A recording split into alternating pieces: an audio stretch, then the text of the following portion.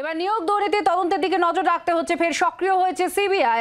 তলব পেয়ে নিজাম প্যালেসে হাজির হয়েছেন তেহট্টের তৃণমূল বিধায়ক। তার কণ্ঠস্বর ভয়েস স্যাম্পল নেওয়া হবে এমনটা তার আইনজীবী জানাচ্ছেন। নিজাম প্যালেসে তেহট্টের তৃণমূল বিধায়ক তাপস সাহা যান এবং কেন্দ্রীয় তদন্তকারী সংস্থা তলবের শুক্রবার সকালে সিবিআই দফতর নিজাম প্যালেসে গেলেন নদিয়া জেলার তেহট্টের তৃণমূল বিধায়ক তাপস সাহা। সিবিআই সূত্রের খবর, ভয়েস স্যাম্পল টেস্টের জন্য তেহট্টের বিধায়ককে নিজাম প্যালেসে ডাকা হয়েছে, এটা সূত্রের খবর। পরে 2 ঘন্টার মধ্যে নিজাম প্যালেস থেকে বেরিয়েও যান তাপস সাহা। পিয়ালি আমাদের সঙ্গে আছেন, আরো বিস্তারিতভাবে জানাচ্ছেন এই নিয়ে। পিয়ালি, একটু জানতে চাইবো, এর আগে সুজয় কৃষ্ণ ভদ্র তার ভয়েস স্যাম্পল নেওয়া নিয়ে এক প্রস্তুত নাটক আমরা দেখেছি। এবার তাপস সাহাকে তলব করা হয়েছে তার ভয়েস স্যাম্পল নেওয়া হবে বলে। কি খবর, তিনি বেরিয়ে গিয়েছেন, তার ভয়েস স্যাম্পল কি তিনি দিয়েছেন?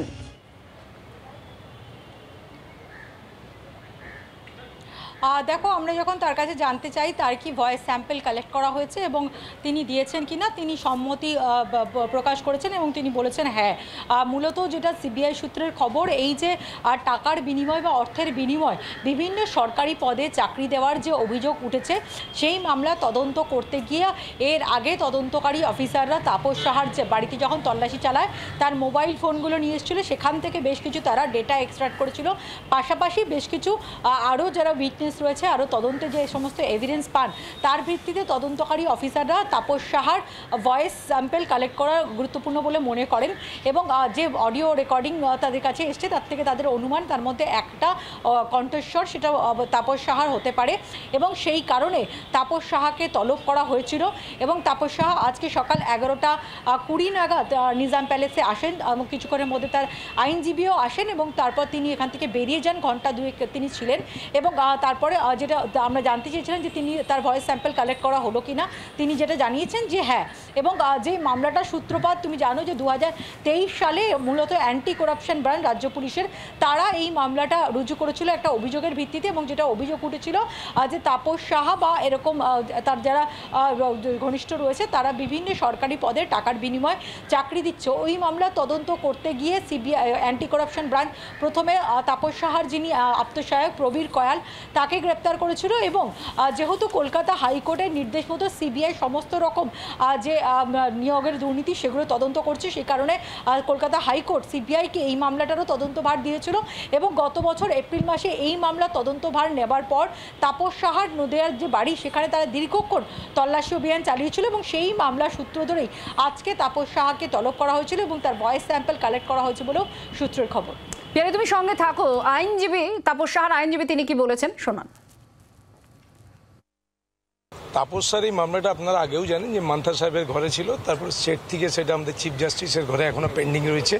তদন্তের ক্ষেত্রে ওনাকে ডেকেছে, একটা ভয়েসের ব্যাপার আছে, সেই নিয়ে ওনাকে আজকে ডেকেছে। উনি করবেন তদন্তে, সবসময় এর আগেও সাহায্য করেছেন, উনি সবসময় তদন্তে সাহায্য করবেন। যতটুকু আমি জানি অ্যাজ এ ওনার লয়ার হিসাবে উনি কোনোভাবে এই যে সমস্ত অ্যান্টি করাপশন ব্যুরোর যে মামলাটা আগে ওনার আত্মসহায়কের একটা ব্যাপার ছিল, ওই মামলার মধ্যে কোনোভাবেই জড়িত নয়। Is suffering from different types of elements, ওনার শরীর অসুস্থ। সেই অবস্থাতেও যখনই সিবিআই ডেকেছে, যতবারই ডেকেছে উনি ততবারই এসছেন সিবিআইকে তদন্তে সাহায্য করার। যেহেতু মামলাটা পেন্ডিং আছে, এখনও তদন্ত চলছে, এসিবি থেকে ওনাদের কাছে মান্থা সাহেব পাঠিয়েছিলেন আমাদের ওনার, তারপরে চিফ জাস্টিসের কাছে মামলাটা রয়েছে, মান্থলি লিস্টে মামলাটা পেন্ডিং আছে, মামলাটা ওখানেও রয়েছে, ওনারা তদন্ত করছেন। সিবিআই তদন্তে যে উঠে আসবে সেটাই আমরা দেখব।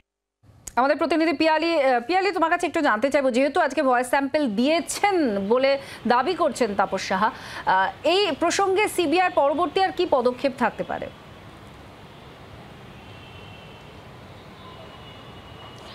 দেখো, আদালতে তারা আবেদন জানিয়েছিল এবং আদালতে আবেদন জানানোর পর মূলত সেই আবেদন মঞ্জুর হয় এবং তারপর তাপস সাহাকে তারা তলব করেছিল তার ভয়েস স্যাম্পল কালেক্ট করার জন্য এবং এই ভয়েস স্যাম্পল পাওয়ার পরে সিবিআইয়ের তরফ থেকে সেটা সেন্ট্রাল ফরেন্সিক সায়েন্স ল্যাবরেটরির কাছে পাঠানো হবে।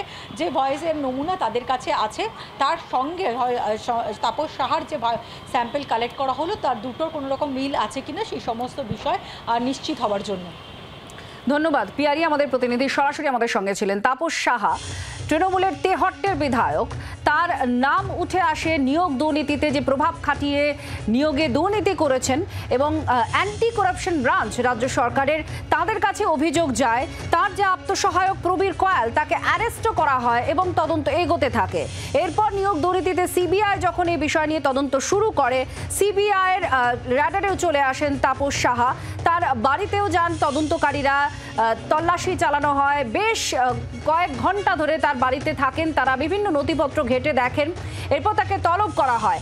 আজ ফের তাকে তলব করা হয় নিজাম প্যালেসে এবং আজ মূলত সূত্র মারফত যেটা আমরা জানতে পেরেছি, তার কণ্ঠস্বর, তার ভয়েস স্যাম্পল নেওয়ার জন্যই তাকে ডেকে পাঠিয়েছিলেন তদন্তকারীরা।